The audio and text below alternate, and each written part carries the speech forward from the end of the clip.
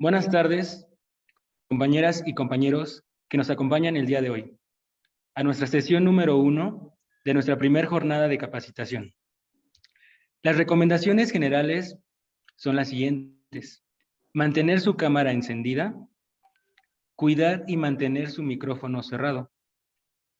En su grupo de WhatsApp, donde están ustedes integrados, podrán hacernos llegar sus preguntas referentes a los procesos de la UCICAM que se están desarrollando actualmente. A continuación, daremos el uso de la palabra a la maestra Tania Casas García, directora general de la Consultoría Educativa Docencia Inteligente, CONEDI. Muchas gracias, maestro Víctor.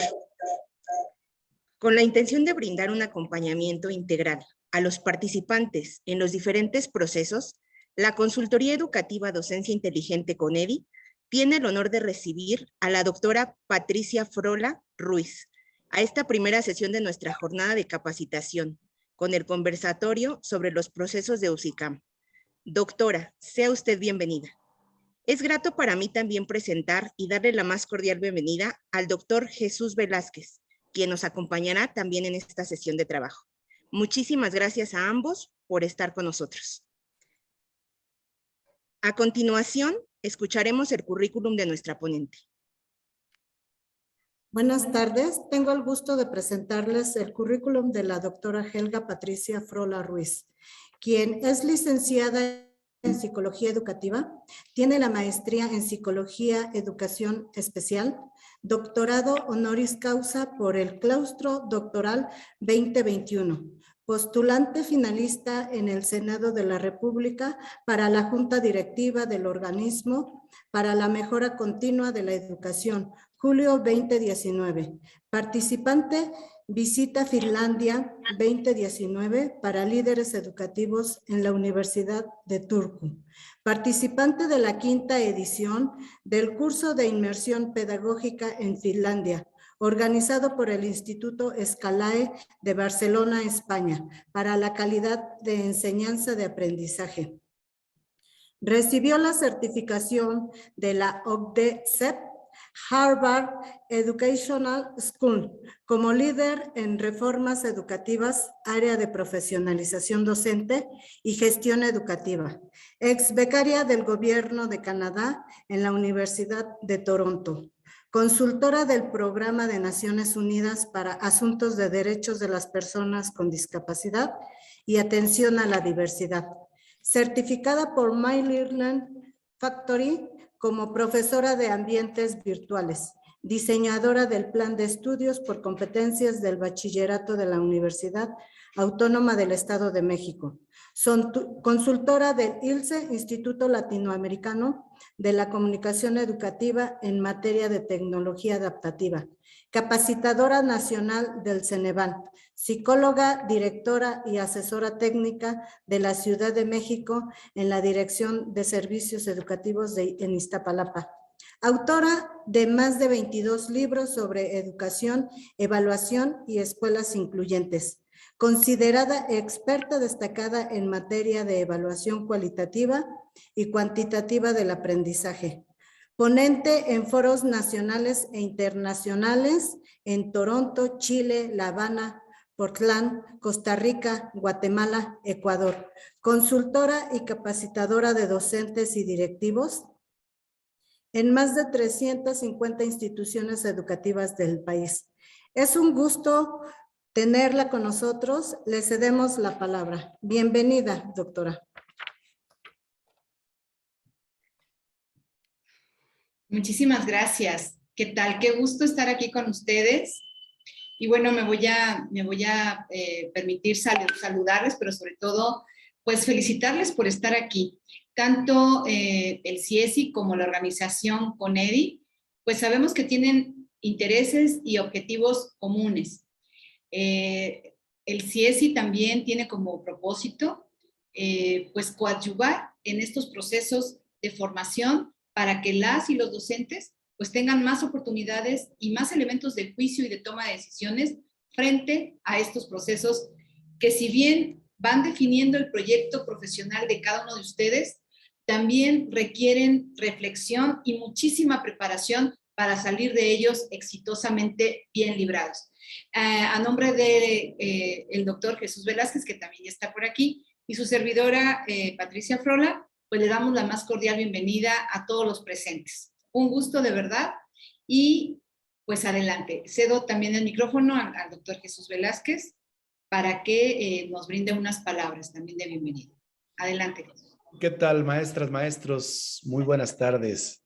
Es un gusto saludarles, es un gusto estar con ustedes y por supuesto que vamos a compartir parte de esa experiencia acumulada que es mucha, que es muy precisa y esperemos que nuestra intervención coadyuve al esfuerzo que están haciendo ustedes por mejorar estos procesos. Así que adelante, muchas gracias por la invitación y aquí estamos colaborando con ustedes. Bien. Bueno, pues por parte nuestra queremos hacer primero un pequeño encuadre de cómo va a ser esta jornada que de verdad se antoja sumamente interesante y que esperamos, tenemos las más altas expectativas de que reditúe pues en un mayor dominio. Entonces, si me permiten compartir pantalla, voy a iniciar con este pequeño encuadre.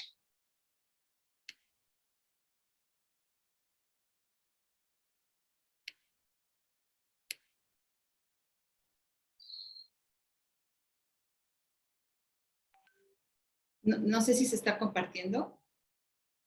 Sí. Bueno. No hay que abrirle para presentar en la parte de arriba. Sí.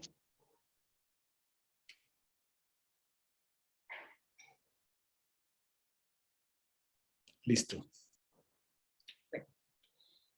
Esta jornada corre a cargo del doctor Jesús Velázquez, que es nuestro director de regiones y proyectos especiales del Centro de Investigación Educativa y Capacitación Institucional, y su servidora.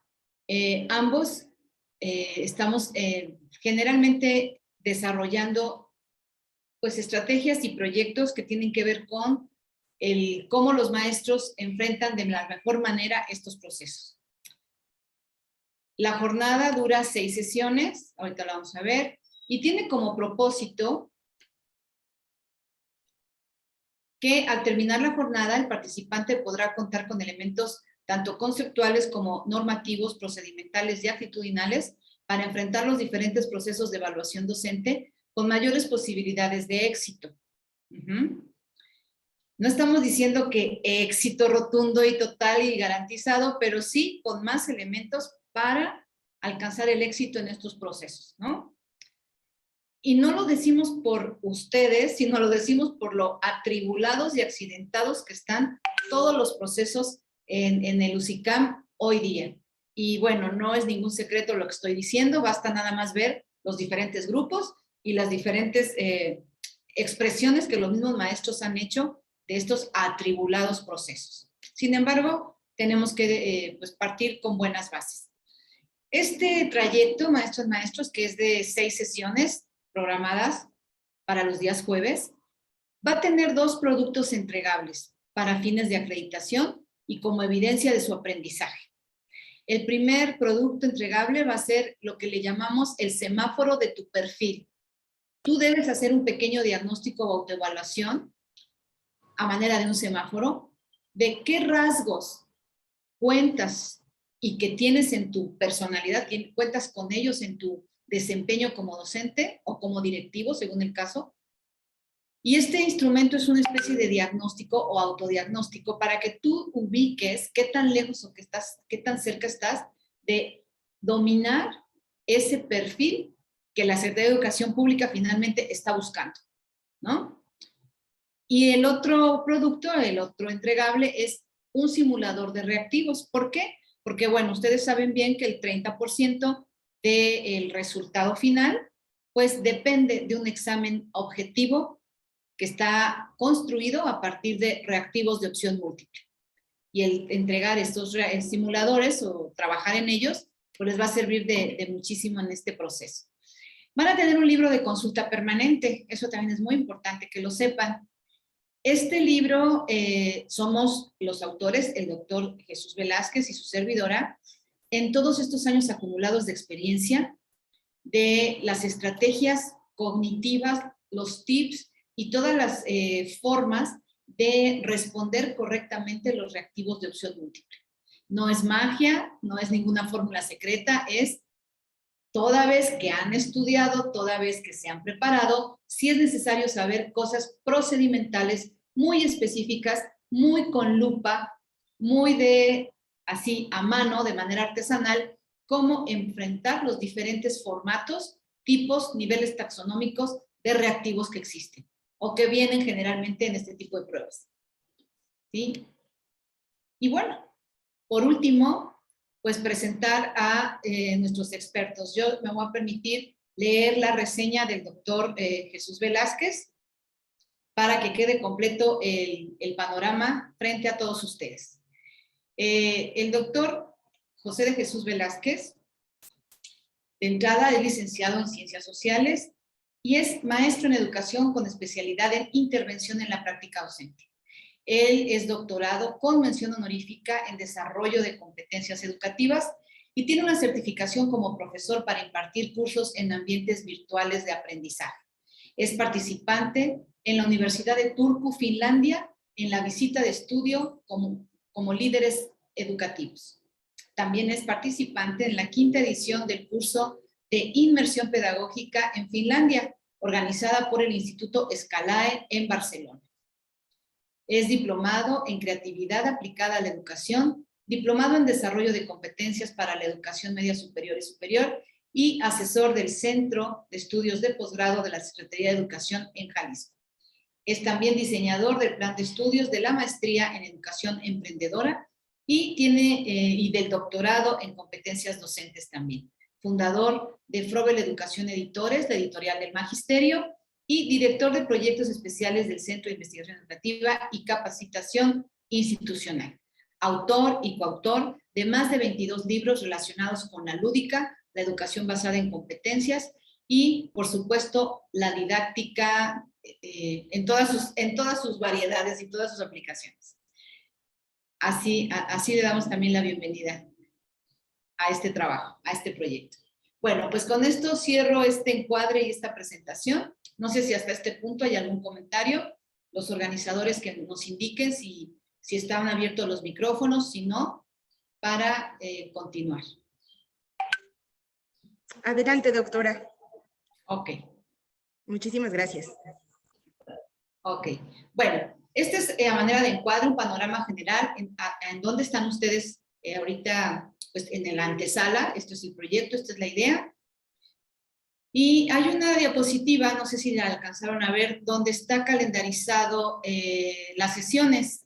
Me voy a permitir nuevamente abrir. Aquí tienen ustedes. No hay mucho donde perderse, puesto que es todos los jueves de marzo y un último jueves de abril. ¿Ok? Para que ustedes lo tengan. Bueno, ahorita se los presento. Así que no hay pierde. El horario establecido es de 6 a 7:30 de la noche, si es que así quedó y no hay ya alguna diferencia en este acuerdo, quedaría jueves de 6 a 7:30. Si hay algún cambio, pues me lo hacen saber para hacerlo conducente. Ok. Bueno, pues maestras, maestros, vamos a empezar compartiendo pantalla acerca de lo que nos ocupa hoy. En esta alianza entre CIESI y CONEDI, pues pensamos que una manera de ofrecerles a ustedes algo útil y muy productivo, que no sea algo meramente discursivo, sino que de verdad le encuentren la utilidad, bueno, pues en este caso, un poquito de historia. ¿Por qué están ustedes interesados? ¿Por qué estamos ahorita todos enfocados a estos procesos que la UCICAM nos está requiriendo para aquellos que quieren mejorar su nivel tanto salarial como profesional y también los que pretenden el ingreso al sistema educativo de manera formal? Pues un poquito de retrospectiva, me voy a permitir brevemente hacer un análisis de dónde viene todo esto. La mayoría de ustedes lo saben. Esta no es la primera, digamos, jornada de evaluación de los docentes, sino que esto empezó en 2014. ¿Por qué en 2014 empezó? Bueno, porque a sugerencia o a exhorto de la OCDE, de la OCDE, ¿verdad? En sus 14 recomendaciones para la Secretaría de Educación Pública, en la intención de mejorar la calidad de las escuelas en México, pues ellos refieren un documento que fue entregado en manos en ese entonces de José Ángel Gurría a las manos de Alonso Luján, secretario de Educación en esos años, pues estamos hablando de 2011, 2012, ¿sí? En estas recomendaciones, ustedes las pueden ver al frente, nosotros de manera chusca, desde el Centro de Investigación, le hemos llamado las 14 profecías de la OCDE para México. ¿Por qué profecías, dirán ustedes? Bueno, pues las hemos llamado profecías porque así como mandatos, como verdaderamente premoniciones, estas 14 recomendaciones hasta el día de hoy siguen vigente y se han cumplido cabalmente toda vez que la OCDE lo recomendó. Exhortó a la Secretaría de Educación Pública a desarrollarlas. ¿Y cómo no iba a ser así si llevábamos más de 20 años de retraso en un compromiso que se pactó en 1993? ¿Cuál fue este compromiso? Bueno, el famoso Acuerdo Nacional para la Modernización de la Educación en México.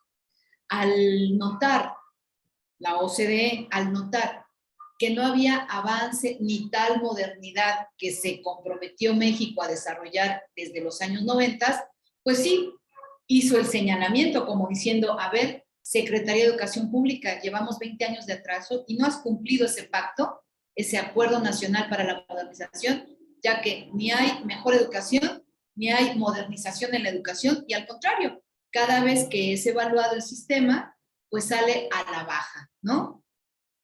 En las evaluaciones internacionales y generalmente las que patrocina la OCDE. Si estábamos en el lugar número 33, pues es porque había, pues no sé, 34 países, ¿no? Estábamos muy a la baja.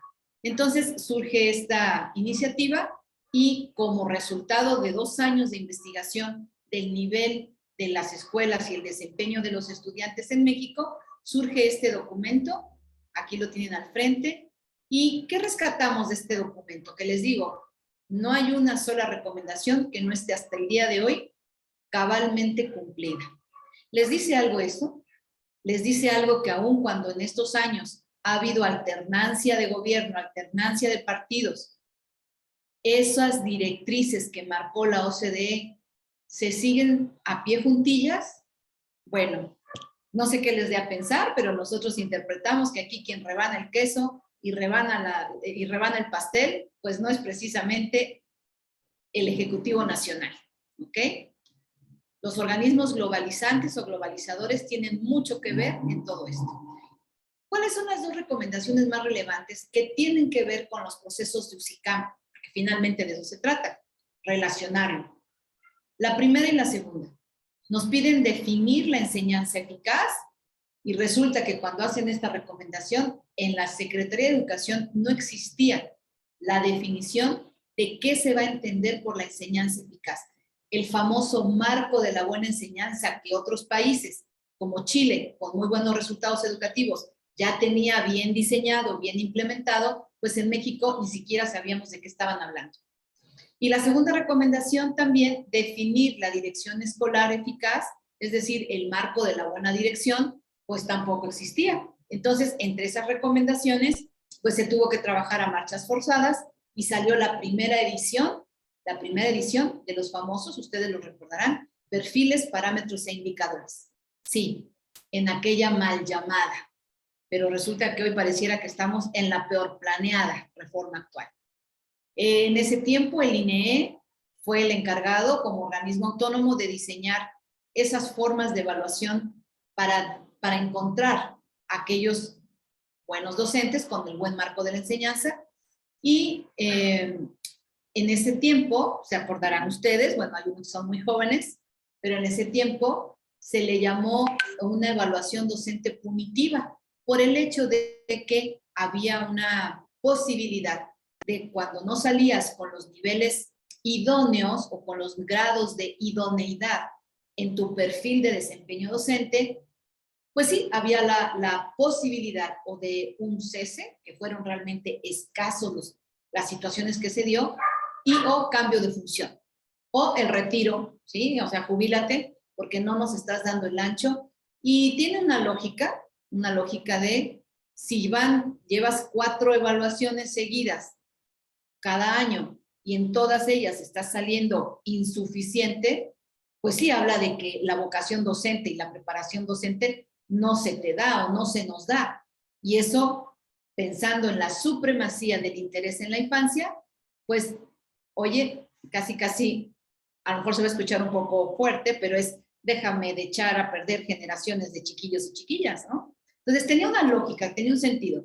Eso se le llamó punitivo en la mal llamada, y en la peor planeada, que pareciera que es la que estamos ahora, pues hoy se llama simplemente USICAM.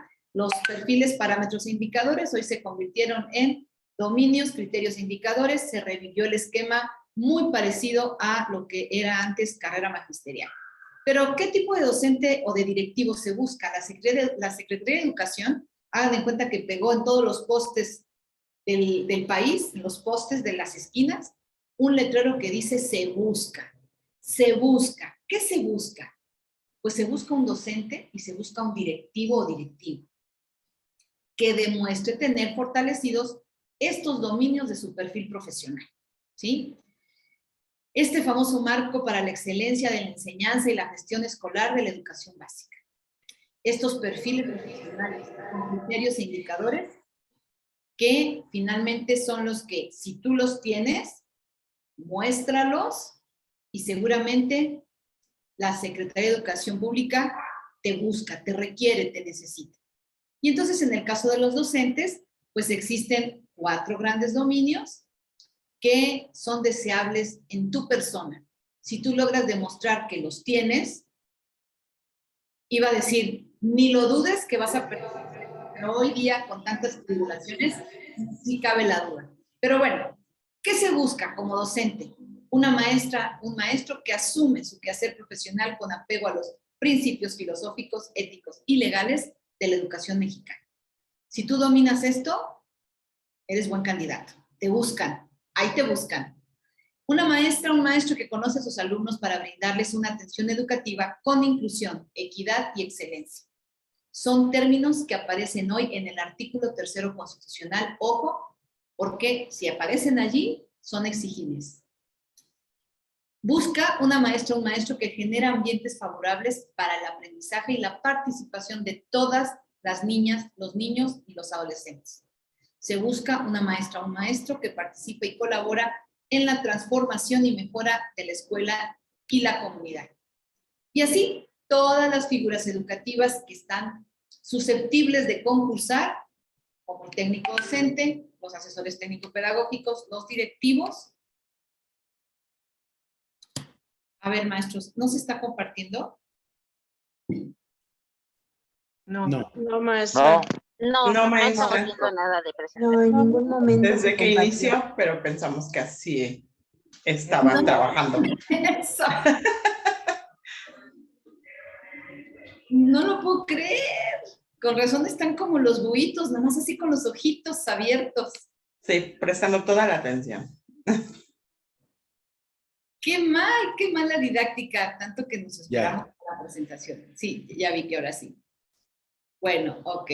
Ay, con razón tan calladitos. Bueno, vamos a hacer una recapitulada rápida. ¡Qué barbaridad!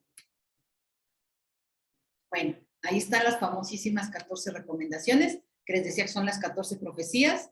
Chéquenlas, googleenlas, muy importante. Las 2 recomendaciones más relevantes es lo que da pauta para hacer en su momento PPI y hoy día dominios, criterios e indicadores. Y bueno, ¿qué cambió? Ahí están del INEE al USICAM, esto es lo que cambió. Dicen la mal llamada, a veces nosotros pensamos, pues pasamos de la mal llamada a la peor planeada, pero bueno, ¿qué que se busca pues el perfil docente y el perfil directivo. En el caso de los docentes, esto es lo que deben cubrir, por lo menos 4 grandes dominios. Asimismo, cada figura tiene sus 4 dominios, sus criterios y sus indicadores, ¿sí? De aquí, maestras, maestros, sale la materia prima de los, ¿qué creen? Los reactivos del examen. Esto es muy importante notarlo, saberlo. Estos son los dominios. Se subdividen en, acá está más claro. Los dominios son 4, se subdividen en criterios, entonces vas a ver el 1.1, el 1.2 y así. Y la parte más fina de tu perfil son los indicadores. El 1.11, el 1.12, 1.13 y así. ¿Por qué es importante saber esta jerarquía, así en ese orden?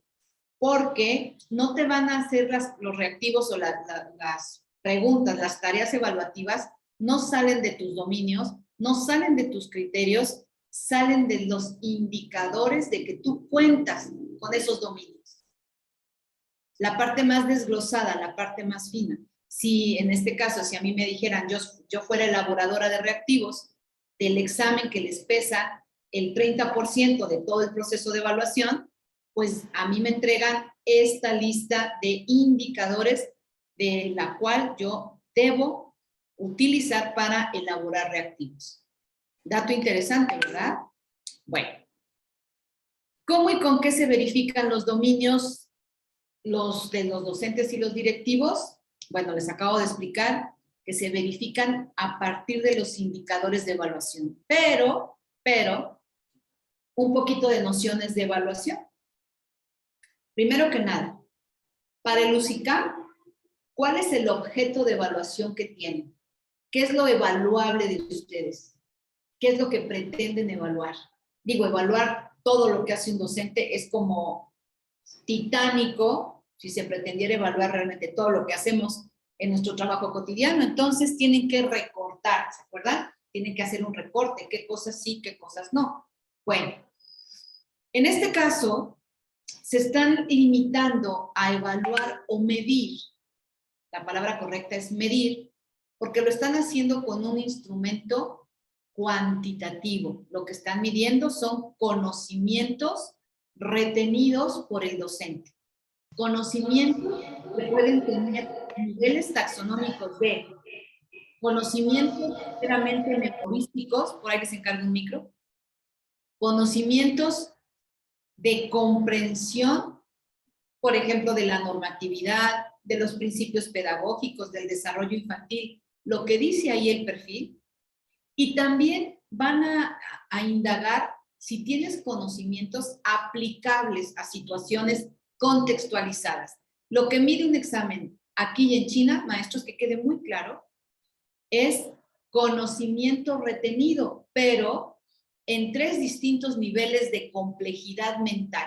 Un nivel memorístico, que es la taxonomía 1, un nivel de comprensión de lo que estás leyendo y de comprensión de las normas educativas, reactivos nivel 2, y un nivel de aplicación en situaciones contextualizadas. Se llaman casos, ¿ok? Entonces, en este proceso, eso es lo que se está recurriendo a instrumentos cuantitativos, ¿ok? Bueno, pues a continuación pasaríamos a, bueno, yo los felicito en esta parte por atreverse y porque lo peor que les puede pasar es que aprendan más, ¿ok? Bueno, pues hasta ahí con esta parte. Si te parece, doctor Velázquez, pasamos un poquito al Padlet, un poquito de interacción para que entres. Ok. Les voy a pedir, maestras, maestros, que entren a una herramientita que se llama Padlet. Muchos de ustedes la conocen, muchos de ustedes la usan. Y me voy a permitir compartir el enlace en el chat de Zoom para que ustedes puedan ingresar. A ver, entonces en el chat voy a poner el código para que ustedes puedan ingresar al Padlet y podamos interactuar un poquito, si les parece. Hagamos un poquito de ejercicio sobre estas temáticas. Ahí está, ya lo puse, no sé si se ve.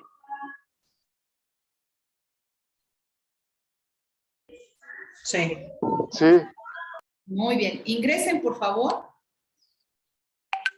Ingresen por favor. Y algunas actividades para, pues, un poquito interactuar y romper un poquito el hielo.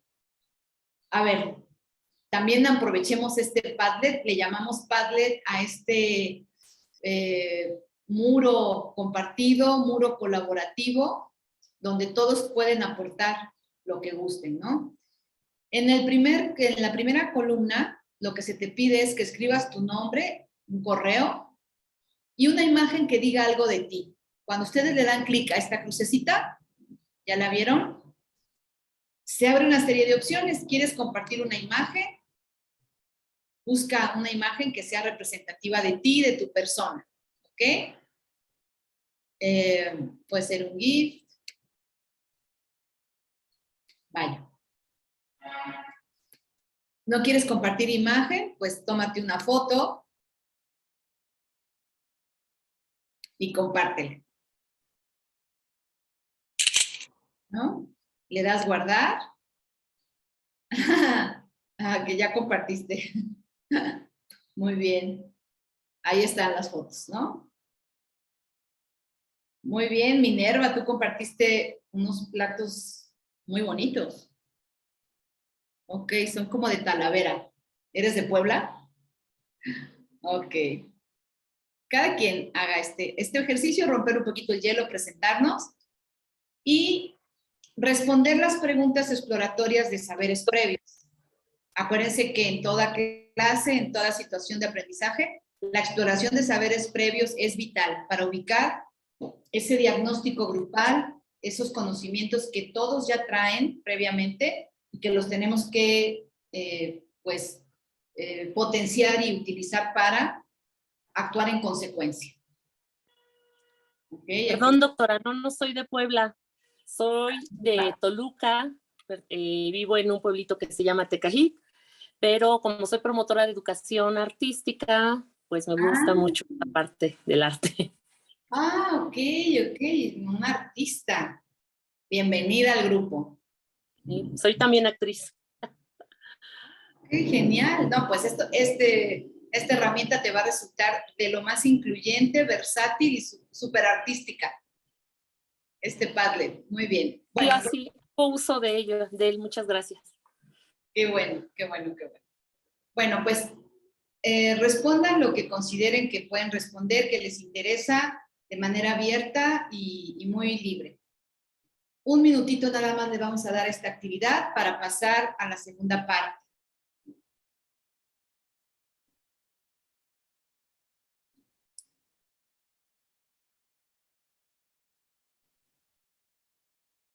¿Ok? ¿Qué entiendes por perfil docente? Lo que debe poseer la persona que quiere ejercer el papel docente. ¿Y qué entiendes por perfil directivo? Todo lo que un directivo debe saber hacer y ser para desempeñar su función. Muy buena definición, muy bien. Es que es la del doctor Velázquez. Decía, wow, qué bien lo maneja. Ok.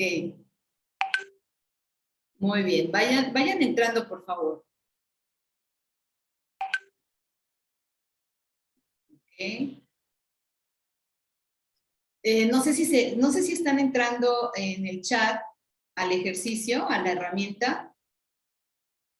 Lo voy a poner nuevamente. Entren, por favor, es la manera de interactuar. No tenemos muchas formas de interactuar con un grupo tan grande. ¿Ok? Entonces, les agradezco si ingresan. Y pues adoptan entre sus repertorios didácticos el Padlet. Es una herramienta de lo más incluyente y versátil. Comparto pantalla nuevamente y nos vamos al Padlet. Lo que se debe saber hacer, cómo se debe actuar y el liderazgo que debe tener al desempeñar su profesión un directivo. Excelente. Muy bien, muy bien, muy bien.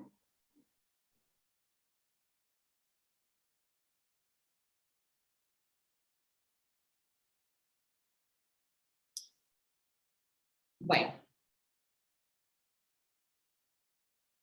Voy a dejar hasta aquí digamos, la interacción.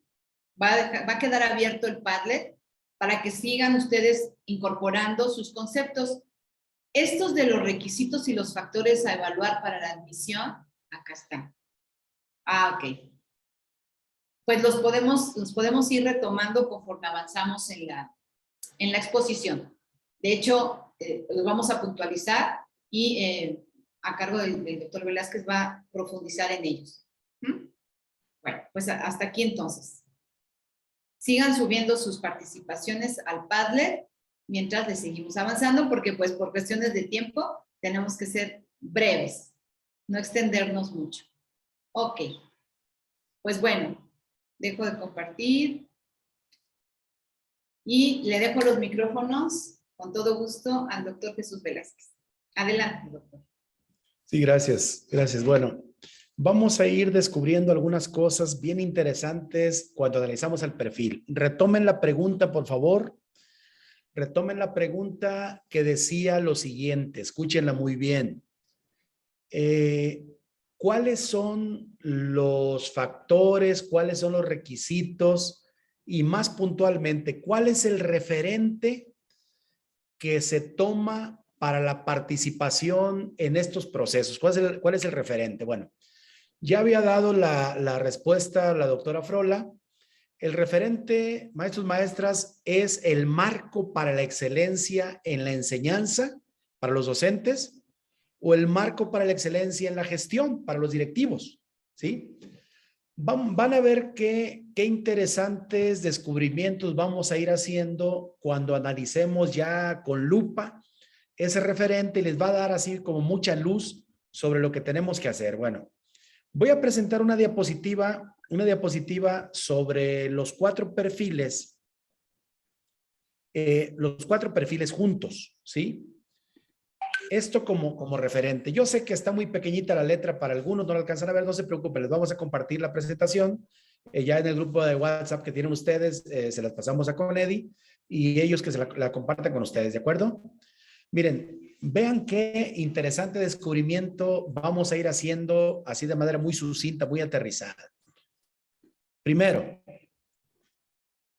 ¿qué dice el perfil profesional de prácticamente todas las figuras educativas? Bueno, nos dice, en resumidas cuentas, lo siguiente. A ver, buscamos, maestro, si quieres una plaza que tengas estos requisitos.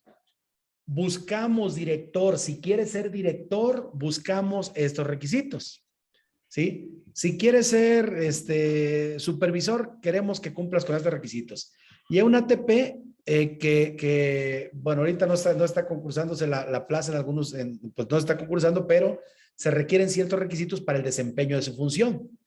Veamos con lupa cada uno y van a ver qué interesante está este análisis. Bueno, primero, cuando se determina y se pregunta a cada uno de nosotros, a ver, si yo quiero ser docente porque voy a participar en el proceso de admisión, ¿qué piden de mí? ¿Qué quieren de mí? Número 1, maestro, maestra, que hagas tu trabajo, tu perfil profesional, apegado a los principios filosóficos, éticos y legales de la educación mexicana. ¿Sí? Eso queremos. ¿Sí? Y aquí cabría la pregunta siguiente, ok, que hagamos nuestro trabajo apegados a los principios filosóficos, éticos y legales. ¿Y dónde están los principios filosóficos, éticos y legales? Artículo 3º constitucional, Ley General de Educación, principalmente, ahí están los principios filosóficos, éticos y legales. ¿Qué te dice entonces? ¿Qué mensaje contundente te da? El mensaje contundente, maestros, maestras, es estúdialos. Debes conocer el artículo 3º, debes conocer la Ley General de Educación, porque ahí están los principios filosóficos, éticos y legales. Entonces, los documentos principales de cabecera, los de primer estudio, es artículo 3º constitucional y Ley General de Educación. ¿Qué le dicen a quien quiere ser director? ¿Sí? O quien es director y quiere mejorar su sueldo. Le dicen, director, debes hacer tu trabajo apegado a los principios filosóficos, éticos y legales.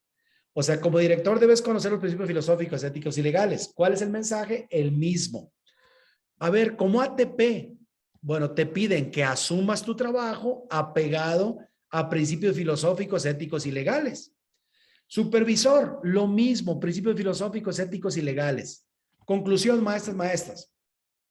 En el dominio número 1 es prácticamente lo mismo que se tiene que estudiar en cualquier figura educativa. Todo mundo debe dominar artículo 3º constitucional, Ley General de Educación, la Ley de los Derechos de Niñas, Niños y Adolescentes, la Ley para la Convivencia, que es justamente a lo que se refieren principios éticos, legales, filosóficos, ¿sí? Entonces, este primer dominio puede ser perfectamente abordado en círculos de estudio, en donde confluyan personas que buscan diferentes cosas, que busquen lo que busquen.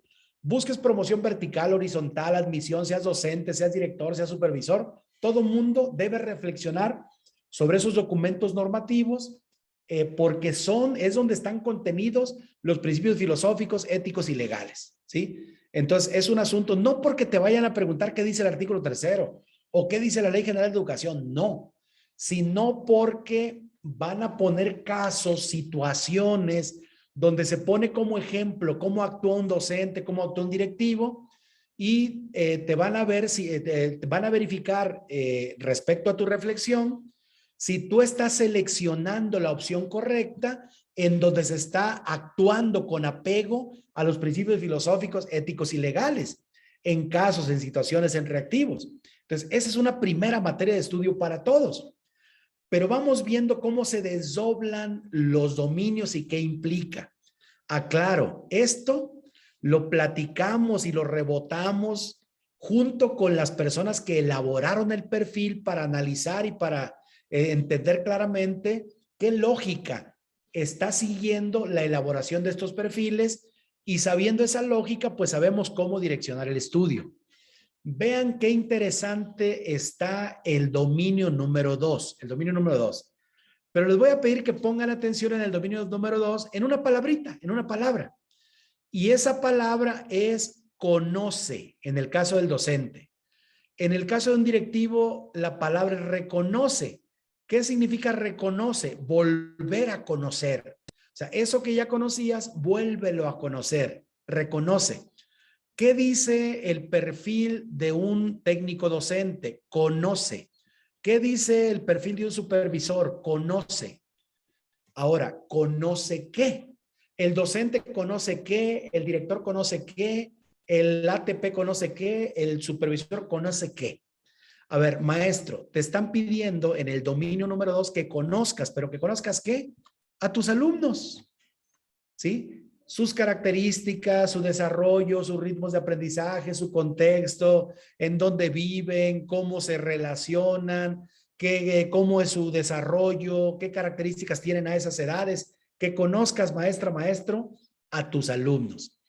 ¿Y dónde está eso?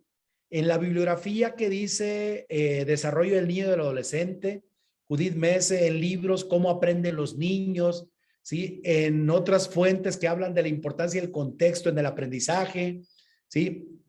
En otros libros que hablan de la importancia de la equidad, de la inclusión, para poder darles la atención correcta a los alumnos. Entonces, maestro, conoce qué a tus alumnos. Director, conoce qué. Conoce la cultura escolar. ¿Qué es la cultura escolar? Es el conjunto de dinámicas, actividades, relaciones que se dan al interior de una escuela, ¿sí? En las cuales un directivo debe conocer muy bien, pues para tratar de dar una atención equitativa, incluyente, intercultural, de excelencia en su escuela, haciendo lo propio desde su papel de director, conociendo la cultura escolar. ¿Y dónde está eso? En libros como Las Escuelas Efectivas, que justo son material indispensable de consulta, las características de las escuelas efectivas, por ejemplo, y entre otros materiales que poco a poco vamos a irlos desglosando, ¿no? Ahorita quiero que analicemos así de manera muy general. Un ATP, ¿qué debe conocer un ATP? Las prácticas de las maestras y los maestros y la cultura escolar, ¿sí? ¿Cuál es el foco de atención de estudio de un ATP? Las prácticas que hacen los docentes en la escuela. La cultura escolar, que es en el seno y en el interior de donde se hacen las prácticas. ¿Qué le piden a un supervisor que conozca? Que conozca dos cosas, las políticas educativas vigentes y la cultura de las escuelas. Eso le piden a un supervisor. ¿Y dónde está eso? Pues en los documentos normativos que hablan sobre las políticas educativas, el plan de estudios, los programas de estudio, ahí están las políticas educativas, la Ley General de Educación, por supuesto, ¿sí? Y la cultura que prevalece en las escuelas, que es lo mismo que debe dominar un director, lo mismo que debe de saber un ATP también. Bueno, él es el jefe, ¿no? Entonces, alguien que aspira a ser supervisor debe conocer las políticas educativas y la cultura de las escuelas. Entonces, en conclusión, el dominio número 2 de todas las figuras educativas se refiere a lo que debe conocer. ¿Y qué se necesita para conocer? Leer, analizar, apropiarse de elementos teórico-conceptuales sobre lo que es su función, documentos y demás. Porque el dominio número 2 se refiere a lo que la persona debe saber, debe conocer. ¿Ok? ¿En qué se centra y cuál es la lógica del dominio número 3 de todas las figuras educativas? ¿Sí? Bueno, el dominio número 3, maestras, se refiere a lo que una figura educativa debe saber hacer, lo que le toca hacer. ¿Qué le toca hacer a un maestro? Generar ambientes favorables para el aprendizaje y la participación de niñas, niños y adolescentes. Y para generar ese ambiente favorable, un maestro debe aprender a diseñar situaciones de aprendizaje, hacer una planeación didáctica. Debe dominar estrategias didácticas, saber evaluar, saber utilizar el tiempo y el espacio de manera óptima.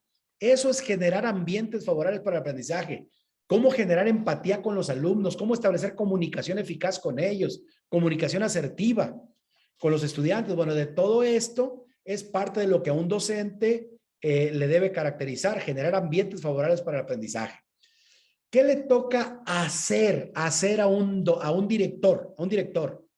Le toca la organización y el funcionamiento de la escuela. ¿Qué le toca hacer a un maestro?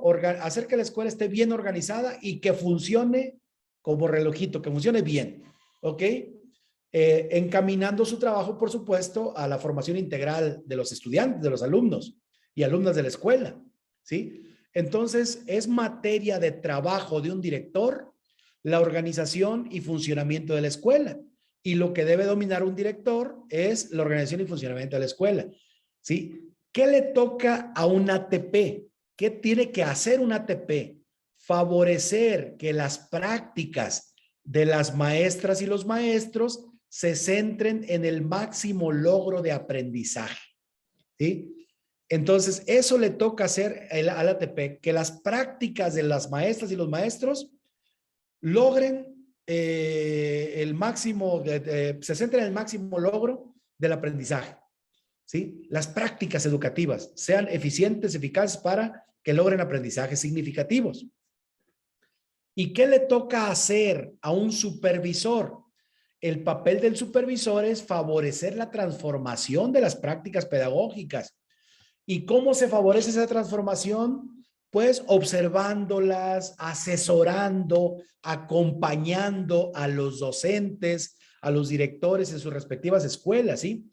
Pero al supervisor le toca favorecer la transformación de las prácticas pedagógicas y de gestión, ¿sí? Eso le toca, favorecer la transformación de las prácticas. Ese es su papel principal, ¿sí? Y entonces, el dominio número 3, maestras, se refiere a lo que cada figura educativa debe hacer. Se centran en su hacer y es algo que debemos conocer muy bien.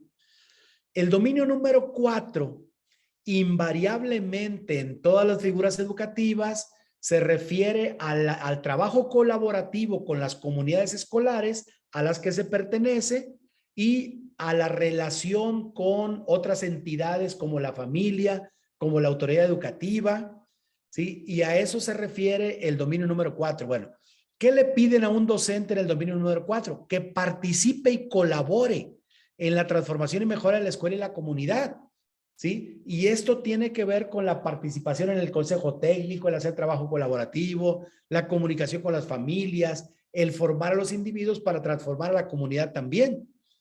¿Y qué le toca hacer a un director? Propiciar la corresponsabilidad de la escuela con las familias, la comunidad y las autoridades educativas. Otra vez, el trabajo colaborativo con sus colegas y la relación con familias, con comunidad, con autoridades. A un director. A un ATP, colaborar con el supervisor para propiciar la vinculación entre las escuelas y las familias, ¿sí? Con las comunidades y otras instancias de apoyo. ¿Y qué le corresponde a un supervisor en este ámbito de gestión y de relación con la comunidad?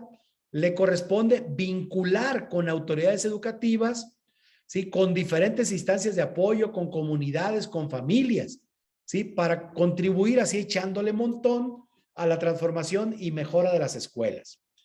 En resumen, el dominio número 1 nos dice a todos, que hagas tu trabajo apegado a los principios filosóficos, éticos y legales.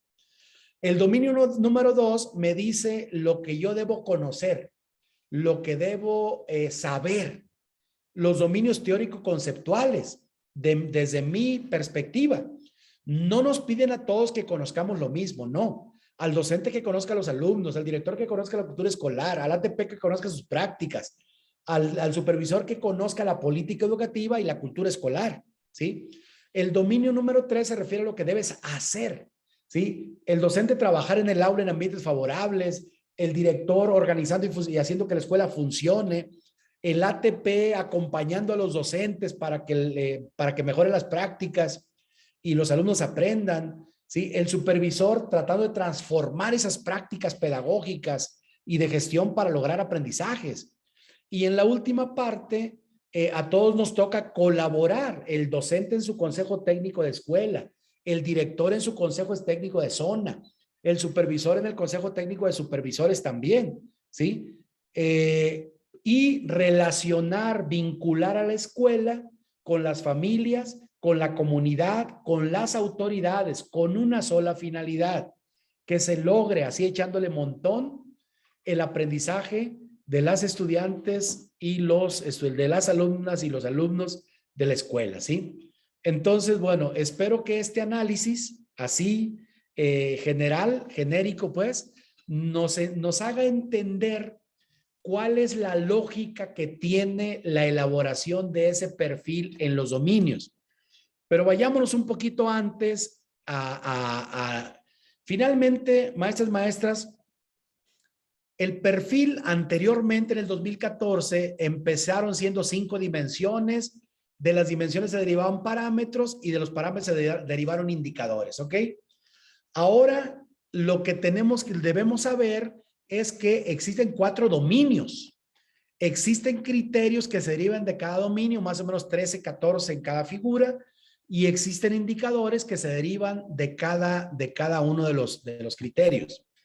Pero entendamos la lógica también, qué son los dominios, qué son los criterios, qué son los indicadores. Miren, dominios. Cuando hablamos de un dominio, hablamos de los aspectos generales de la formación ideal que debe tener una figura educativa. En otras palabras, los dominios, su nombre lo dice, es lo que debe dominar un profesional de la educación. Esos son los dominios. Y ya les dije qué debe dominar cada figura educativa, ¿no? ¿Qué son los criterios? A ver, los criterios, maestras, son rubros, son temas específicos, son temas concretos. Cada criterio se refiere a un tema, a un rubro específico. Y al referirse a un tema o a un rubro, pues de ahí se desprende la bibliografía. Por ejemplo, hay un criterio que se refiere a los derechos de niñas, niños y adolescentes. Hay otro criterio que se refiere a la interculturalidad. Hay otro criterio que se refiere, por ejemplo, a la formación continua. Sí, bueno, si el criterio habla de derechos de niñas, niños, adolescentes y habla de convivencia, se refiere a esos dos temas. Aquí es, ¿a qué bibliografía está asociado ese criterio? A un documento que se llama Ley General para los Derechos de Niñas, Niños y Adolescentes. A otro documento que se llama Plan Nacional de Convivencia Escolar, por ejemplo. ¿Sí? Entonces, los criterios son temas. Ahora, si el tema es interculturalidad, bueno, maestra, búscate una bibliografía que se refiera a interculturalidad. Si el tema es inclusión, bueno, hay bibliografía sobre inclusión. Si el tema es equidad, sí, bueno, hay bibliografía sobre equidad, ¿sí? Entonces, no significa que tenemos que leer detenidamente cada libro, no significa que debemos tener así un dominio de lo que dice el artículo 3 de la Ley General de Educación. No. Pero que sepamos cuál es la tendencia, cuál es el enfoque que se tiene actualmente, porque prácticamente todos los instrumentos de evaluación que se van a aplicar para valorar nuestros dominios, pues siguen esos enfoques, siguen esa misma línea. Y al encontrarle la lógica va a ser muy fácil cuando hagamos un examen seleccionar cuál es la opción correcta, porque sabemos cuál es la tendencia, cuál es el enfoque, cuál es el deber ser, ¿ok? Pero ¿qué son finalmente los indicadores? Los indicadores no es otra cosa más que un listado de características ideales, idóneas, que debe tener un profesional de la educación. En otras palabras, es como tu manual de funciones. Es como el referente del numerado 1, 2, 3, 4, de lo que se espera que tú tengas, de lo que se espera que tú domines, pero parte por parte, con todo detalle, porque esos indicadores, y ya lo decía la doctora Frola, son el referente para que los elaboradores de reactivos hagan las tareas evaluativas correspondientes con las cuales se va a verificar que tú los conozcas, que tú los dominas, ¿sí? Vayamos a una lógica y esto lo dice muy claro el documento que se refiere a los propósitos dentro del documento que se llama Marco para la Excelencia en la Enseñanza. Ser el marco común para una visión compartida, bla, bla, bla, no voy a tener en estos porque me interesa solamente el inciso E. Cuando tú lees los propósitos de la elaboración del marco para la buena enseñanza, hay un inciso, el E, que dice ser referente de los procesos de admisión, de promoción, reconocimiento, formación del personal docente, técnico docente, de asesoría técnico-pedagógica, directivo y de supervisión.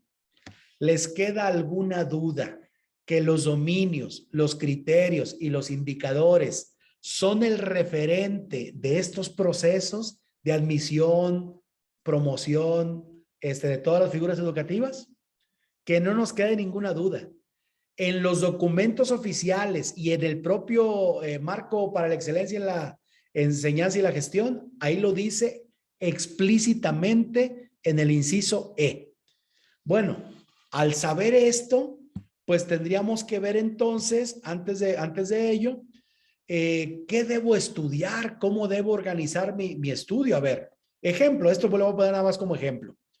El criterio 1.2 le dice a un docente, maestro, debes realizar tu trabajo considerando que la interculturalidad favorece la convivencia armónica.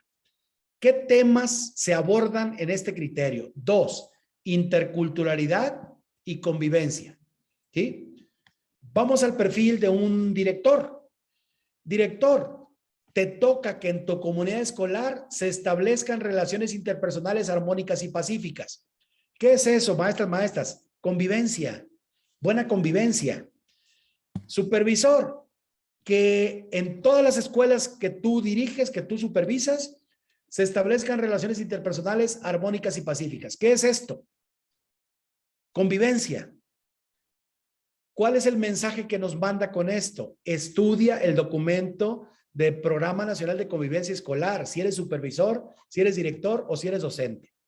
Bueno, de los criterios se derivan los indicadores. Por ejemplo, 1.2.1, reconoce la importancia de la interculturalidad. 1, 2, utiliza el diálogo intercultural. 1, 2, 3, genera un clima favorable de convivencia armónica. 1, 2, 4, se comunica de manera oral y escrita en la lengua materna de sus alumnos, ¿sí? Y en contextos específicos en una segunda lengua. Eso le piden a un docente. Pero ¿qué le piden a un director? Me voy a centrar solamente en este indicador, el 1, 2, 4. Sobre eso mismo, ¿qué le piden a un director?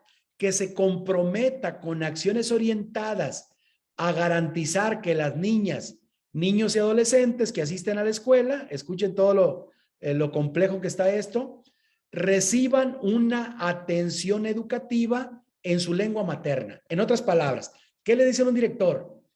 Que se comunique con sus alumnos en su lengua materna. ¿Qué le dicen a un director?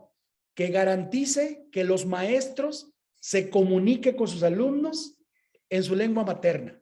¿Y qué le dicen al supervisor en este mismo sentido, en ese mismo tenor? Le dice que fomente la coordinación con directivos, el desarrollo de estrategias culturalmente pertinentes para el establecimiento de acuerdos y la solución pacífica de conflictos en un marco de respeto a los derechos humanos, ¿sí? Es decir, ahí a él ya no le piden tanto que vigile que sí se dé las clases en lengua materna, ¿no? Pero a lo que voy, y con eso quiero hacer un pequeño corte aquí para luego irnos a algo un poquito más específico, más profundo. Miren, ¿cómo se traducen estos indicadores? ¿Cómo se traducen en reactivos de opción múltiple? Voy a un ejemplo real. Ahí les va el siguiente reactivo para que lo analicen. A ver, aquí dice algo así como que los maestros que trabajan en una comunidad no en muy buenas condiciones, deteriorada, frecuentemente, bueno, carecen de materiales educativos básicos. Qué raro, ¿no? Que no se tengan materiales en las escuelas, pero bueno, esa escuela debe ser la excepción. Y aparte, los maestros no están capacitados para ofrecer una educación bilingüe, por lo que utilizan técnicas memorísticas para la enseñanza de la lectoescritura. Con base en la situación, ¿cuál es una estrategia pertinente a implementar por las maestras y maestros que fomente una educación interculturalidad bilingüe de calidad, con igualdad de oportunidades de aprendizaje y participación de todos los estudiantes? ¿Sí? Es decir, ¿cuál es la alternativa? Y me dice, inciso A, integrar a la familia y a la comunidad en el proceso educativo, solicitar su apoyo como traductores en clase, utilizar la biblioteca para reforzar conocimientos y programar reuniones de maestros para estudiar lenguas indígenas de la comunidad. A ver, este distractor de 4 opciones que vienen en el reactivo, por ejemplo, nos está dando una pequeña partecita de verdad. A ver, el programar reuniones para que los maestros estudien lenguas indígenas sí es una opción viable, sí es una opción pertinente. Sí, entonces están poniendo esa partecita de verdad para que este distractor cumpla con una característica que deben tener todos los distractores. Y esa característica es que los distractores sean plausibles. Plausibles es que posiblemente sí sean, ¿sí? Entonces, en esa parte, de aquí, de donde está la flechita, hacia abajo, esto está bien. Es correcto, de acuerdo a lo que pregunta.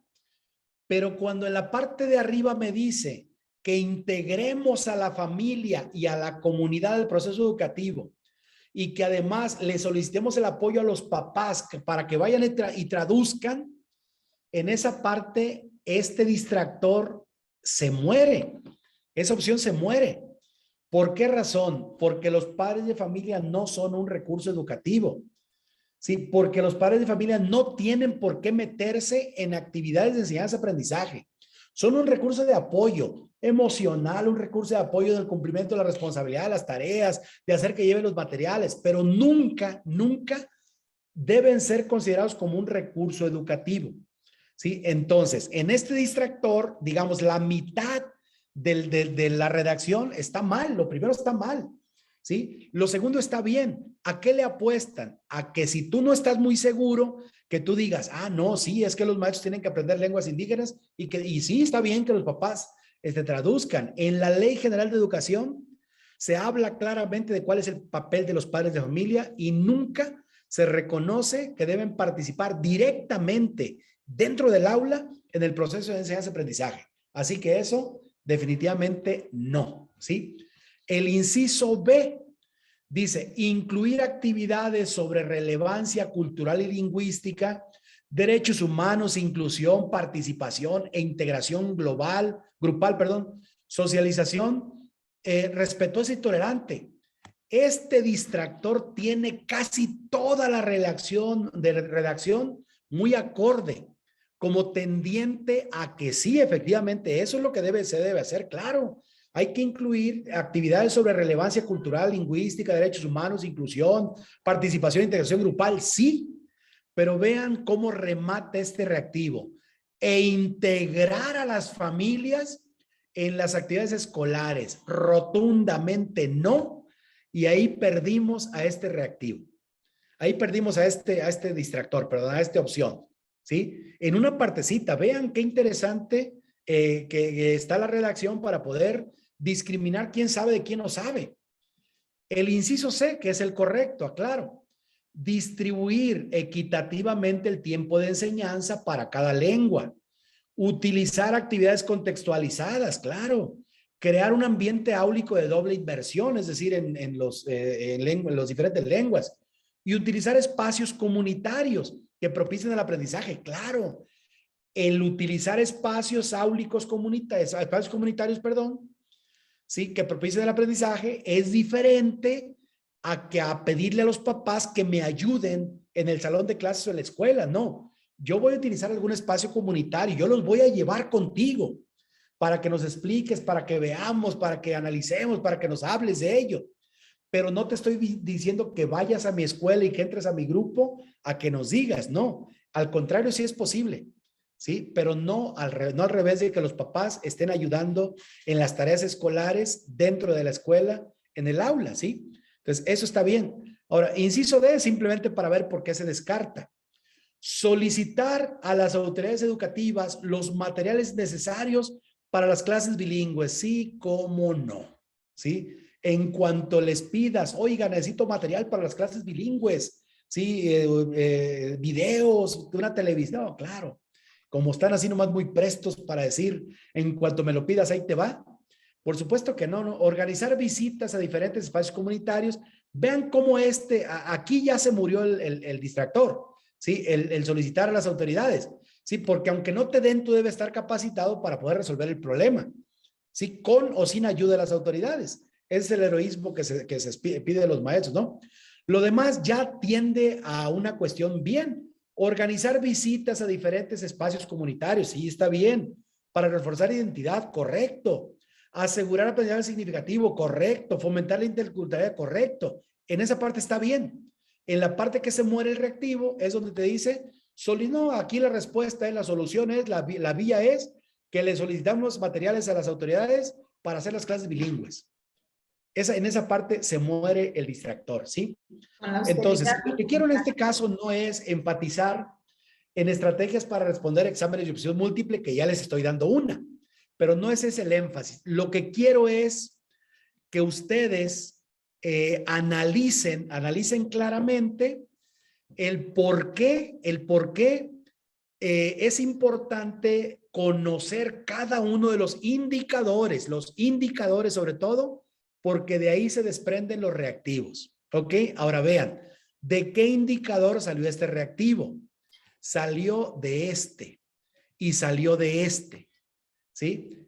Y de este, reconoce la importancia de la interculturalidad, utiliza el diálogo intercultural y sobre todo se comunica de manera oral y escrita en la segunda lengua materna, ¿sí? Y de estos indicadores un poquito mezclados, salió este reactivo que estamos respondiendo acá.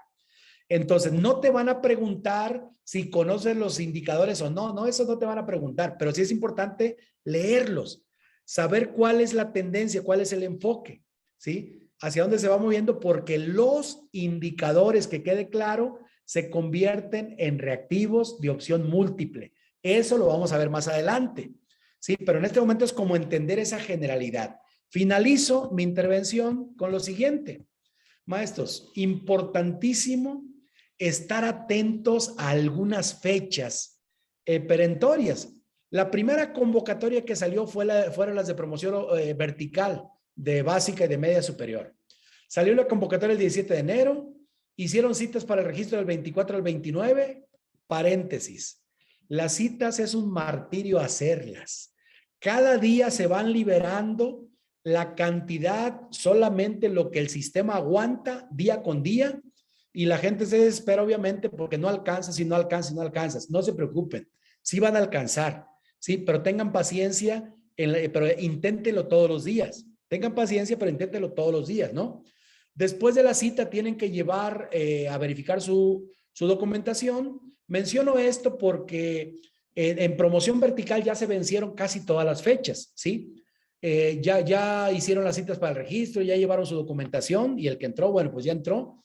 Otras fechas importantes. Está abierto para promoción vertical, para quien quiere ser director. Está abierto el reconocimiento al buen desempeño y la entrega de la carta al colectivo docente del 7 de marzo, ¿sí? Al 1 de abril, va a estar abierto, perdón, del 7 de marzo al 1 de abril. Esa es la fecha siguiente para promoción vertical, ¿sí? La carta, el reconocimiento al buen desempeño, es un asunto que habrá que resolver, cómo se va a hacer este proceso, porque es un requisito indispensable. Y su examen, futuros directores, futuros supervisores, subdirectores, va a ser 23 y 24 de abril. ¿Ok? El examen para media superior, 7 y 8 de mayo. ¿Sí? Quien esté horas adicionales de secundaria. Se publicó la convocatoria el 31 de enero. Las citas para el registro fueron del 14 al 19 de febrero. Y todavía están entregando documentación en algunas sedes ya para registrarse oficialmente, los de promoción, perdón, horas adicionales, y la fecha final es el 11 de marzo, perdón, ¿sí? Y el examen para horas adicionales va a ser el Día del Niño, el 30 de abril. Ese es su regalo del Día del Niño, 30 de abril, su examen para horas adicionales secundaria. Admisión, educación básica, preescolar, primaria, secundaria. Salió la convocatoria el 14 de febrero, ¿sí? Se están haciendo en este momento citas para el registro, ¿sí? Desde el 24 de febrero hasta el 5 de marzo. Maestros, ya estamos a 3 hoy, ¿sí? Así que está a punto de cerrarse. Si no han generado su cita, inténtenlo hoy, mañana, en la madrugada, a cualquier hora para que tengan su cita, porque van a entregar documentación en la fecha que ustedes seleccionen, que les den su cita, que puede ser en algunas sedes presencial, en algunas sedes en línea, pero del 14 de marzo al 13 de abril van a entregar su documentación en la fecha que ustedes elijan. El curso de habilidades para la nueva escuela mexicana se abre del 4 de abril al 4 de mayo y el de habilidades digitales en el mismo periodo. Es un curso autoadministrable en línea al cual van a acceder ya después de que hayan hecho su registro, ¿sí? Bueno, más bien con los datos que hicieron de la plataforma Venus para registrarse y para obtener su usuario y su contraseña, ¿sí? Entonces es un curso autoadministrable y van a hacer su examen del 21 al 20, el 21 y 22 de mayo, los van a calendarizar en esa fecha. Media superior, bueno, tiene otro proceso, pero su examen va a ser 14 y 15 de mayo. Maestras, maestros que se están preparando desde hoy para la promoción horizontal, hasta el mes de julio sale la convocatoria. Entonces, hay que estar muy atentos en las fechas, muy informados y ayudarnos mutuamente a través de esta vía. ¿Ok? Bueno, la doctora Frola les va a dar alguna información importante sobre la experiencia que se ha tenido otros años, sobre qué aspecto hay que estar atentos, y va a responder igualmente algunas preguntas en unos 13 minutitos que quedan prácticamente para finalizar esta charla. Bueno, espero que les haya sido de utilidad todo este panorama general, ¿sí? Y les compartimos a través de los organizadores del curso, a través de Conedi, perdón, la presentación para que tengan esto ahí muy, muy presente, ¿sí? Gracias por mi parte. Muchas Adelante. gracias. Gracias. Muchas gracias. Pues creo que el panorama se está completando cada vez más. ¿Se fijan? Se está dando un panorama pues muy global, verlo todo desde arriba, guardar una distancia, verlo desde afuera, para en las siguientes sesiones ir ya como aterrizando parte por parte de este trayecto tan interesante para ustedes. Vamos a abrir una sesión de preguntas, pero es bueno que les digamos la dosificación de contenidos de esta jornada. Entonces, si me permiten, voy a compartir nada más para cerrar con esa parte.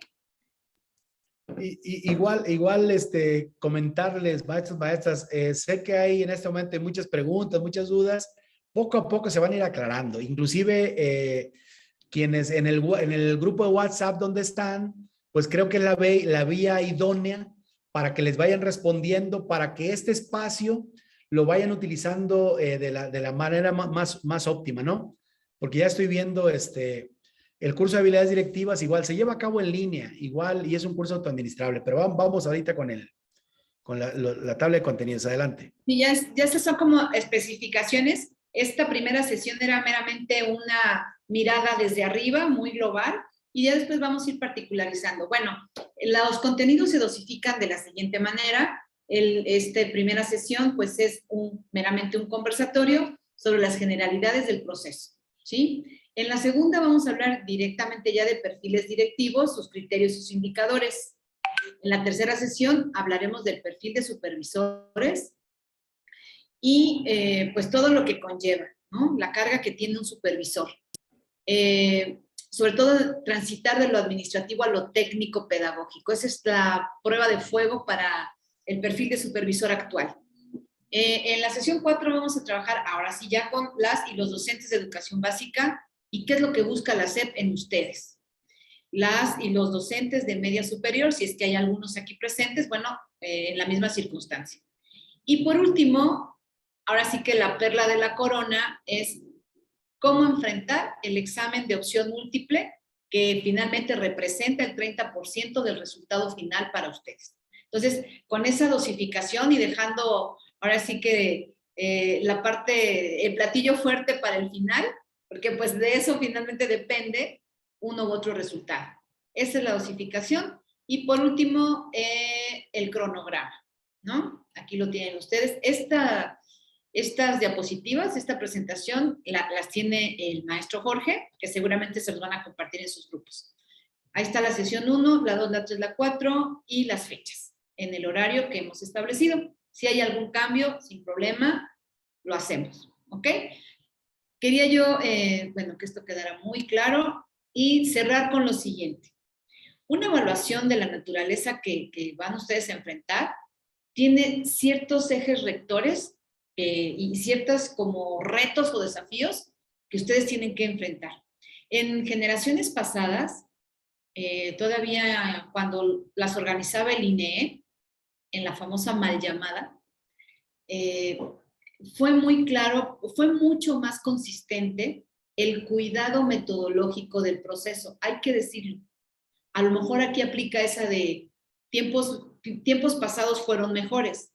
No porque sean pasados, sino porque sí fueron mejores. Fueron metodológicamente correctos. Se le apostó a cierta pulcritud en los procesos. Y miren que quien habla y quienes estamos hablando, participamos de manera muy activa y de primera fuente y de primera mano con los verdaderos actores de esos procesos. El día de hoy, pareciera que es más el cuidado político del proceso, se está haciendo lo políticamente, iba a decir correcto, pero pareciera que eso es también lo políticamente incorrecto, pero metodológicamente tiene bastantes cosas cuestionables, muy cuestionables, que hablan mal del proceso, hay que decirlo. Ante esa situación de confusión metodológica, ¿qué les queda, docentes? ¿Qué les queda, directivos?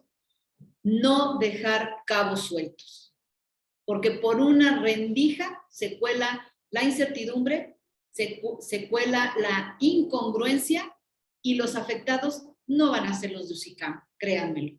Los afectados van a ser ustedes. Entonces, afilar bien, desarrollar la pericia para este proceso, colmillo, cuidado, trabajo fino, trabajo profundo, ¿sí? Las experiencias que hemos tenido desde 2014 a la fecha han sido buenas.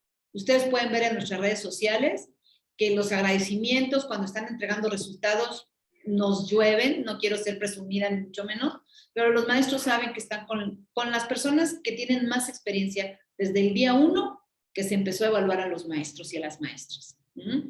Y la otra, que es una recomendación con la que quisiera yo cerrar, el examen que lo han destinado a ser el instrumento de medición más importante en todo el proceso de UCICAP, no se responde con los usos y costumbres de las escuelas. Quiero ser enfática en esto. Cuando les empezó a describir puntualmente la estructura de un reactivo típico de ese instrumento, el doctor Jesús Velázquez, lo que estaba tratando de hacer con ustedes y que lo señaló muy puntualmente es, no te puedes ir hacia los usos y costumbres. Por ejemplo, en ese reactivo se hablaba del papel que juegan los padres. Y sí, yo sé que causa sorpresa cuando dice atinadamente el doctor, no se considera la familia un elemento, ¿sí? Pedagógico o un elemento curricular. Y sí, contraviene muchas de nuestros usos y costumbres, porque generalmente decimos a los padres de familia, tienen obligación de ayudarnos. Claro que tienen obligación de ayudarnos, pero no en lo estrictamente curricular pedagógico. O sea, a los papás no les puedes dar los aprendizajes esperados. Ay, señora, ayúdeme tantito, ¿sí? Ahí le van las fracciones comunes. Por favor, ahí le encargo que las aprenda el niño porque aquí reprobó el examen de matemáticas. Eso no lo podemos hacer y tiene que quedar clarísimo, aunque los usos y costumbres nos han llevado a eso. Bueno, en este examen, en este tipo de instrumentos, por supuesto que no lo podemos responder con lo que acostumbramos en nuestra escuela, porque seguramente está incorrecto, está fuera de norma, está fuera del deber ser. Y lo que te van a preguntar en este examen es justamente el deber ser. Si eso nos queda bien claro, aunque nos haga ruido y nos haga shock, ¿sí? Porque si no, pues Frola y Velázquez dijeron que los padres de familia no deben de ser factor educativo. Factor educativo sí, en su terreno. Pero lo curricular, pedagógico estrictamente, pues es nuestro, maestros, maestras, ¿sí? Y así por el estilo vamos a ir avanzando en esas clarificaciones, en estas, pues, cambio de chip, como dicen, ¿no? Para que ustedes salgan exitosamente de estos procesos. Pues ahora sí se abre los minutitos últimos, la sesión de preguntas y respuestas para ambos, ¿no? Adelante. Adelante, maestros. Hay dos preguntas en el chat en este momento. Una que dice que qué pasa con el curso de habilidades directivas. Se me pasó mencionarlo tal vez, pero va a estar abierta la plataforma ya el 7 de marzo, ¿sí? Y se va a llevar a cabo entre el 7 de marzo y el 1 de abril. No significa que desde el 7 de marzo hasta el 1 de abril tú tengas que estar haciendo el curso. No, del 7 de marzo al 1 de abril puedes entrar a la plataforma que entre paréntesis dudo que se abra el 7 de marzo, ¿sí? Están atrasadísimos siempre, pero va a estar abierta una plataforma para que tú entres, te registres, hagas un curso autoadministrable, veas videos, hagas lecturas, contestes algunos ejercicios y al final, al llevarlo a cabo, te genera una constancia. Pero miren, en realidad esa constancia no ha tenido ningún valor, es decir, no es la constancia la que sirve. Te piden que lo estudies porque algunos reactivos que te van a aplicar ahora en una sola evaluación, sí, que va a ser la de mayo, en una sola evaluación, abril y mayo, en una sola evaluación es donde te van a preguntar sobre ese curso de habilidades directivas o sobre ese curso de habilidades docentes, ¿sí?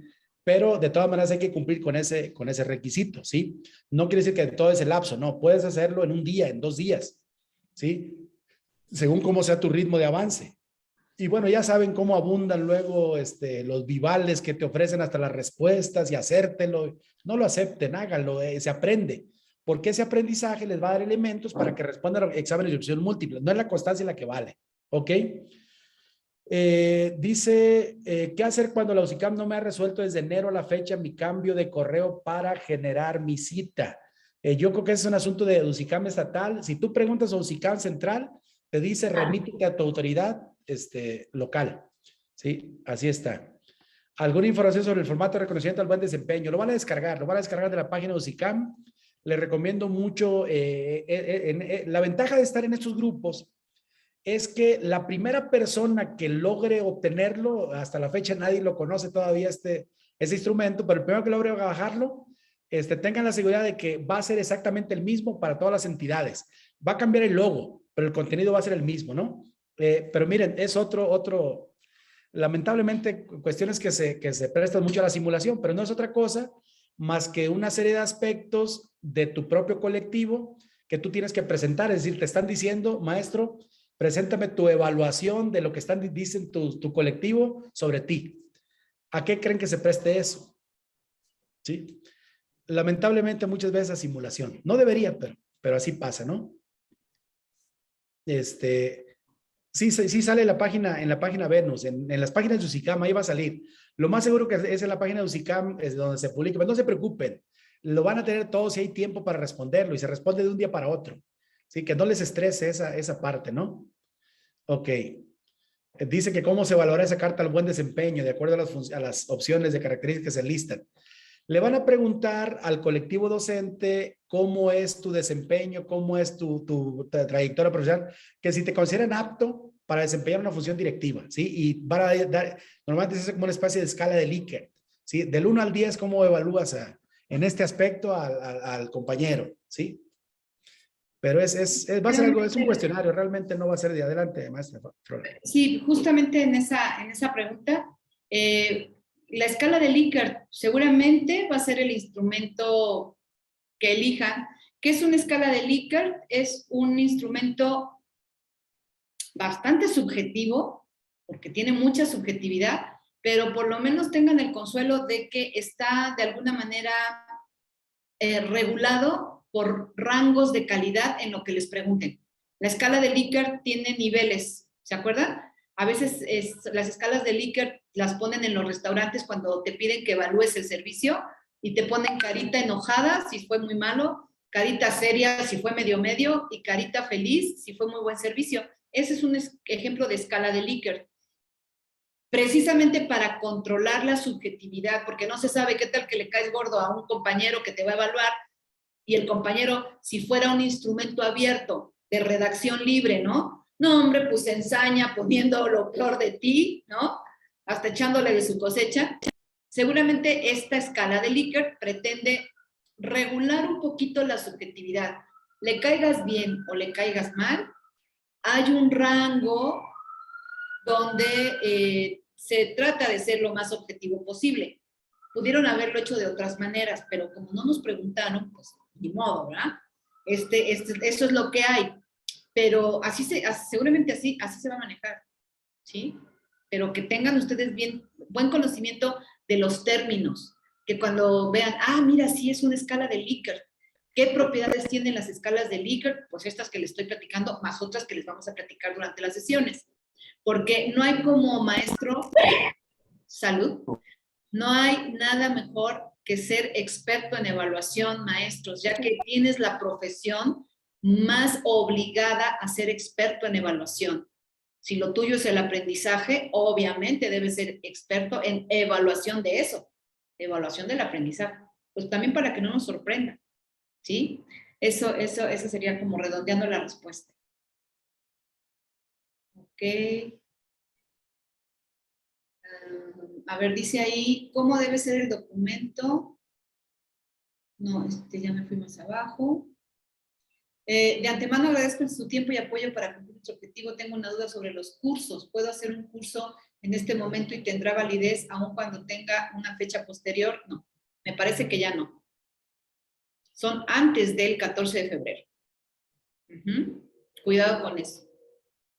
Ya los de después del 14 de febrero te servirían para el siguiente periodo, ¿verdad? ¿Cómo debe ser el documento de experiencia profesional para solicitarlo de mi centro educativo? ¿Bajo qué características lo debo pedir? Esas características las rige la convocatoria de tu entidad. Pero pues tiene que tener el registro ante la SEP, vaya, todos los datos generales, institucionales. Y en este caso, pues vaya, lo que te indica ahí los documentos, la convocatoria. Para acreditar la experiencia profesional sirven constancias de cursos impartidos. ¿Qué perfil? Yo preguntaría, ¿en qué perfil? ¿En qué perfil? Cursos impartidos no figura como factor, sino cursos tomados. Para acreditar la experiencia profesional, ok. Una recomendación para los docentes que iniciamos en este camino, ya que el primer obstáculo es contar con el certificado del CENI nivel 12. Del CENI si das inglés, ¿no? El nivel 12 es sí, solo sí, tú vas a impartir la asignatura de inglés. Cuando solamente vas a impartir la asignatura, o sea, otra asignatura, es un nivel de inglés meramente de comprensión lectora del inglés. Entonces, no es tan grave, no es tan grave. ¿Sí? Respondida tu pregunta. Ok, admisión, Lore Guerrero, buenas noches. Ahí está. No sé si hay alguna otra pregunta que quieran hacer de manera verbal. Creo que ya respondimos todas. Maestra Pati, ¿Sí? bueno, la estaba escribiendo, pero se la digo. Mire, tengo algún pequeño de experiencia docente. Anteriormente la maestra Tania me decía que tengo que generar mi constancia de experiencia de todos los, ¿no me sirven los FUM? ¿Los qué, perdón? Los FUM. ¿Qué son Zoom? FUM, con F, FUM. Formatos únicos. Formato único de personal. Formato único de personal. Son nombramientos, ¿no? Ajá. Los formatos, ahí O vienen los nombramientos, o tengo que generar a fuerzas mi constancia. No sé si te sirven como el insumo para la constancia, para que con esos formatos te generen una constancia, o según tu entidad, entren directo como los formatos únicos. Ahí sí no sabría por qué. Así es. Cada entidad tiene sus vicisitudes. Gracias. Ok. ¿Alguna otra pregunta, maestros, maestros? El examen vale 30. ¿Cómo obtengo el otro 70? A ver, vamos a ver quién respondió el Padlet, ¿no? El otro 70 está con los otros factores que tienen puntos. A ver, vamos a ver qué respondieron en el Padlet. Si investigaron ese punto. Es que depende de cada función. En el caso de admisión, si vas para admisión, es la experiencia profesional, las prácticas, los cursos extracurriculares, el promedio general de la carrera. Si es promoción vertical, es el grado académico, es la antigüedad, por ejemplo, de ahí van saliendo los otros factores, ¿ok? Entonces, ahí viene muy claramente en la convocatoria y en los lineamientos también, en los acuerdos, básicamente. ¿Estoy compartiendo? No. No, ¿verdad? Les voy a poner lo que respondieron en esta pregunta exploratoria de sus saberes previos. ¿Qué fue lo que pusieron? Porque es una pregunta en el Padlet. A ver, no sé si se ve. Dice, los factores para evaluar el proceso de admisión, y nos ponen valoración, preparación, cursos, habilidades profesionales, dominios, criterios e indicadores, no. Examen de conocimiento, curso de habilidades, preparación profesional. Ahí están algunos. Instrumento de valoración de habilidades profesionales, práctica docente, entre otros aspectos. Ok. Fueron los únicos que respondieron. Ok. Como que no están completos todos, ¿verdad, Jesús? No están completos. Sí, es que cada quien tiene que consultar en su propia convocatoria. Es indispensable el analizar perfectamente cuáles son los factores y cuánto valen. De cualquier manera, una conclusión podemos adelantarles en este sentido, maestros. El 70% que se obtiene por los otros factores y requisitos, maestros, ya no lo pueden mover. Ya lo que tienen, lo tienen que entregar y ya. ¿Sí? El único factor que pueden ustedes tener incidencia todavía es el examen. No hay otro. Hay quien está como loco buscando cursos extracurriculares en este momento. No, pedían del 2019, 2020, 2021. No hacerlos al vapor en este momento. Pedían, por ejemplo, grado académico en el caso de promoción vertical. Pues ni modo que hagas una maestría, un doctorado en ese tiempo. Ya lo que tienes, ya lo tienes. Hay que presentarlo, ¿no? Pero sí, más bien, céntrense, sí, obviamente en cumplir estos requisitos y factores, pero sobre todo, enfóquense mucho en hacer un muy buen examen, un buen estudio para tener la máxima puntuación en el examen, ¿sí? Por ahí seguramente les van a estar compartiendo cuánto vale cada factor, pero ahorita sería como muy disperso con respecto a lo que estamos viendo, porque cada función y cada proceso tiene diferentes requisitos y factores y valores también, ¿sí? Algunos medio injustos, como el que tengan más validez los de escuela pública que los de escuela privada, etcétera, ¿no? Pero bueno, eso es. Sí, eso va a ser debatible y eso tendría que valorar ustedes, externar esa inequidad, ¿no? Porque resulta que si una escuela privada tiene incorporación, no habría razón para hacer a un lado o tener preferencia por los de escuelas públicas por encima de los de escuelas privadas con una incorporación que han demostrado o que al menos la tienen, ¿no? Pero bueno, eso ya son cosas, pues, que se tendrán que discutir en su momento. O las escuelas, ¿no, maestra? Perdón, doctora, las escuelas que no están en el catálogo de escuelas que estuvieron como en alta marginación, por ejemplo. O sea, finalmente cuando te asignan, pues es a donde te toca y pues no tienes la culpa de que esté en una zona urbana, por ejemplo, ¿no? Yo creo que también Sí. esa es parte de la inequidad o de la injusticia. Sí, y aparte otra cosa, que no sé si eso lo hacen con la intención de dejar fuera cada vez a más personas, cada vez dejar fuera a más maestros, pero cuando hablamos de las zonas de alta marginación, tú puedes estar en una localidad, en una comunidad en la punta de la sierra, que estás viendo que no tienen ni siquiera luz eléctrica, ni los mínimos elementos para una vida digna, pero no está en el catálogo de Coneval como zona de alta marginación, y como no está, no se considera. Entonces, usan al Coneval cuando conviene, porque cuando no conviene, hacen a un lado al Coneval.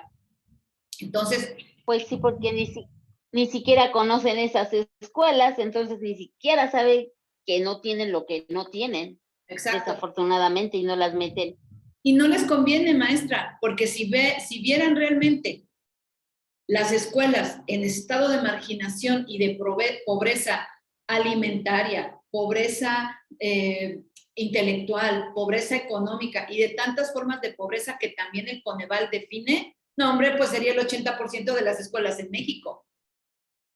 Entonces, pues no. La austeridad republicana no permite esos gastos enormes, ¿no? Entonces, hace 10 años sí eran escuelas con marginación, hace 10 años que lo trabajaste ahí y ahora ya no son, entonces no aparecen. Sí, unas polémicas que va a haber tremendas, pero no se queden callados, maestras, maestros, no se queden callados. Bueno, a menos que no tengan plaza en propiedad. Si no tienen plaza en propiedad, sí quédense callados. Bueno. Ok, pues no sé si hay alguna otra pregunta, si no, son las 19:42, 7:42 de la noche. Vamos a tratar de respetar los tiempos, sobre todo porque ustedes sabemos que tienen ocupaciones. Vamos a ser muy respetuosos de los tiempos, tanto al inicio como al cierre, ¿les parece? Y pues nos vemos si no hay otra cosa, y si la hay vía WhatsApp, si nos quieren incorporar a su grupo, que ya seguramente está formado, como gusten ustedes, o a través del maestro Jorge, o a través de las maestras que amablemente han estado en contacto con nosotros, sería la vía. Les vamos a hacer llegar algunos materiales muy propicios para su estudio, para que ustedes se preparen, ¿ok? Bueno, pues no sé si hay algún otro comentario, doctor Velázquez. Ok, bueno, al parecer no lo hay. Entonces, pues, maestras, maestros y sobre todo las maestras que están conduciendo esta sesión, si nos dan las palabras de cierre y despedida. Adelante. Gracias, mi estimada doctora. Doctor Jesús, doctora Patricia, ha sido un gusto escuchar su exposición. Agradecemos que compartan los conocimientos con todos los compañeros que formamos parte de este equipo de CONEDI, de nuestros participantes. Sus aportaciones fueron muy valiosas para todos nosotros y para los compañeros que nos acompañan. En definitiva, creo que el análisis que ustedes realizan sobre los dominios no va alejado a mucho de lo que hemos visto en los cursos. Hemos tenido varias sesiones y va muy de la mano con lo que hemos estado compartiendo con los compañeros. Agradecemos mucho la participación de ambos. Fue un honor escucharlos a ambos y para nosotros será nuevamente un gusto saludarlos la siguiente semana. Deseamos que tengan una excelente noche a todos nuestros compañeros. Doctora Patricia, doctor Jesús, sean bienvenidos nuevamente la siguiente semana. Pues nosotros encantados. Estoy poniendo, antes del cierre, para que se vayan con este documento, estoy poniendo en el chat del Zoom el enlace para la presentación Canvas, donde pusimos el calendario, el propósito, el contenido temático de esta jornada. La calendarización, ya lo puse, no es cierto. Puse la del Padlet, perdón. Déjenme lo pongo. Compartir. Ok. Copiar enlace. Y para ver, ahí lo tienen ustedes. Díganme si ya apareció en el chat para que lo puedan descargar. Todavía no. Todavía no. Ahí está. Ya. Está bajito del Padlet. Es una presentación Canva y ahí van a tener el calendario, las sesiones, el objetivo y todo esto que estuvimos platicando.